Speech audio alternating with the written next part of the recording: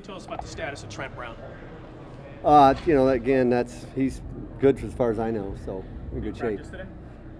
He did. Yeah. What did you like about Trevor Davis, and what does he bring to you guys from the offense? Yeah, we had a chance to see him obviously in the preseason and on our trip to Green Bay there, and we've heard a lot of good things about him. Certainly we know some people on the staff there, but we also had a chance to watch him on video, and we've watched him the last couple of years, and he's been a core special teams guy for them, so he helps in a number of different areas, but his speed is probably really what jumped out at us.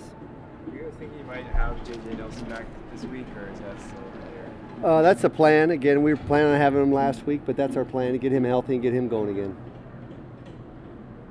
Trying to integrate Davis, in season, does that kind of add some challenges offensively? Yeah, certainly challenging, but again, anytime we can add good players to the roster, I know that Mike and John would like to do that. So we'll always continue throughout the year. I know that certainly the scouting department spends a lot of time on a weekly basis looking at other rosters, watching tape, and again, if we find somebody there that we think can help us, we'll do that, similar to the same way we found Darren Waller late in the season last year. Even when you struggled last season, you guys had a number of good opening drives, and that's continued this year. What's the key to sustaining the success you have early throughout the course of a game?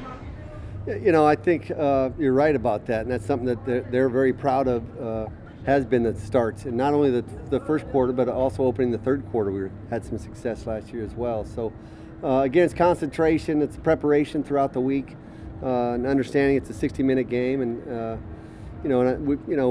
we talk about it each week. It's one drive at a time, one play at a time, one series at a time, and just maintaining that mindset, I think, going forward. Foster, Rowe, he's playing a lot. What have you thought about him and where he is in his development?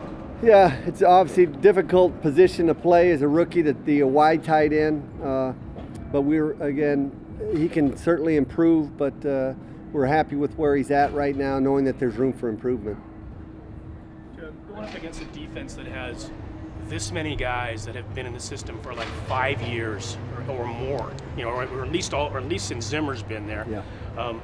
What does that bring to the table in parts of offensively and going against that? Tremendous challenge, not just because of the scheme, because we know that Mike Zimmer's scheme is a very solid and very successful scheme since his time in the NFL, but also now he has players as well. They're very talented on defense, and again, as you mentioned, they've had a number of players that they've drafted that they've been able to keep on their team. They're in their second contracts, and that's very rare, but he's been able to maintain continuity in terms of personnel, and he's maintained continuity in terms of scheme being there. So certainly a challenge for us. Can there be any advantages to having Paul on your guys' side, given how well he knows Mike? There's going to be wrinkles and stuff, but are there any pluses there? No, I think so, because it's very similar. So anytime you're facing a team that runs a similar style of defense and similar scheme of defense that you're going against throughout the offseason, OTAs, and training camp, certainly that helps.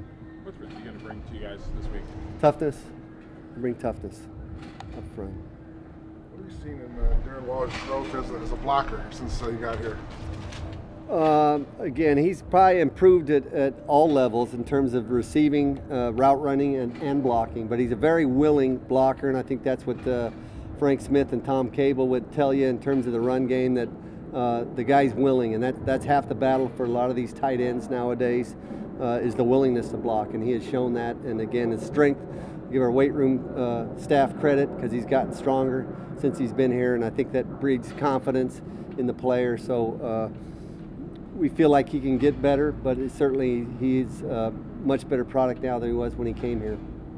How much fun for you is it to have the kind of chess piece for you to work with in terms of drawing up plays and game plans and the things you can do and where you can line them up and stuff? Yeah, you're always, again, trying to find those and develop those players at every position. And when you have what we feel will be an elite player at that position, it helps. And now you're looking for another one at wide receiver and running back and quarterback, and every skill position you're looking for that type of productivity and that type of development. Can you just help me get Josh more involved in the passing game in the coming weeks? Is that part Yeah, of the yeah. I plan? think again, it's still early. It's still early in the season and early in the process, and but we're happy with Josh Jacobs, the way he's run the football.